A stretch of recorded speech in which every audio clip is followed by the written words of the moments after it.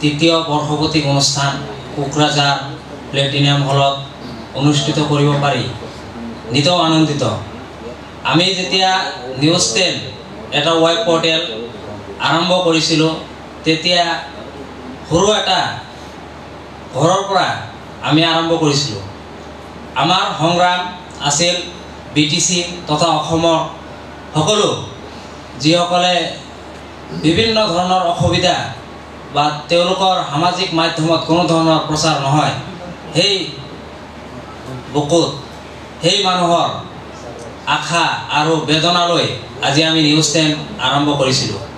আজি আহি নিউজ 10 দুটা বছৰ অতিক্ৰম কৰি 3টা বছৰত ভৰি দিলে। আজিৰ যি অনুষ্ঠান, এই অনুষ্ঠানত উপস্থিত হ'ব পৰা প্ৰতিগৰাকী শ্ৰদ্ধা ব্যক্তিসকলক বিশেষ ধন্যবাদ জ্ঞাপন কৰিছোঁ।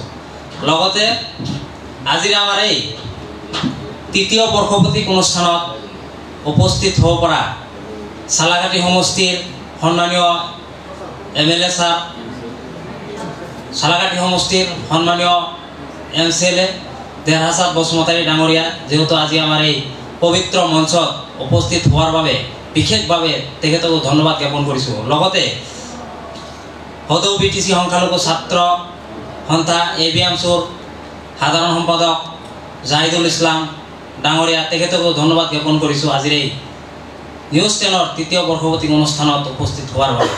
লগতে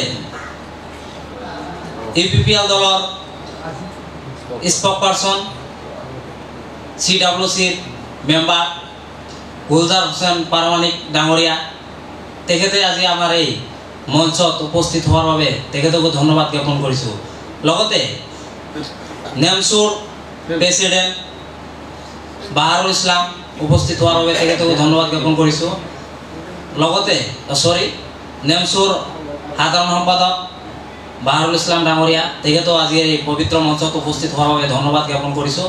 লগতে কোকৰাঝাৰ ডিষ্ট্ৰিক্ট ওমেন সেল UPPLৰ মঞ্জুৱাৰা আহমেদ উপস্থিত হোৱাৰ বাবে তেখেতকো ধন্যবাদ জ্ঞাপন কৰিছোঁ। লগতে সকলো জাতি ধৰ্ম নিৰপেক্ষে সকলো দল সংগঠনৰ নেতৃত্ব লোৱা ব্যক্তিসকল আজি আমাৰ এই পবিত্ৰ মঞ্চত উপস্থিত হোৱাৰ বাবে সকলোকে মই বিশেষভাৱে ধন্যবাদ জ্ঞাপন কৰিছোঁ।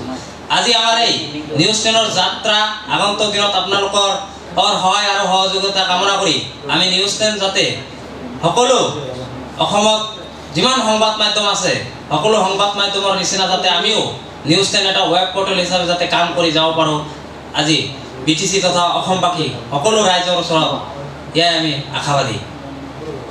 আৰু লগতে আজিৰ যি অনুষ্ঠান, এই অনুষ্ঠান যাতে আমি আগন্তুক দিনত যাতে আৰু ভালকৈ ল'ব পাৰোঁ, এইখিনি কৈ মোৰ বক্তব্য সামৰি মাৰিছোঁ। ধন্যবাদ।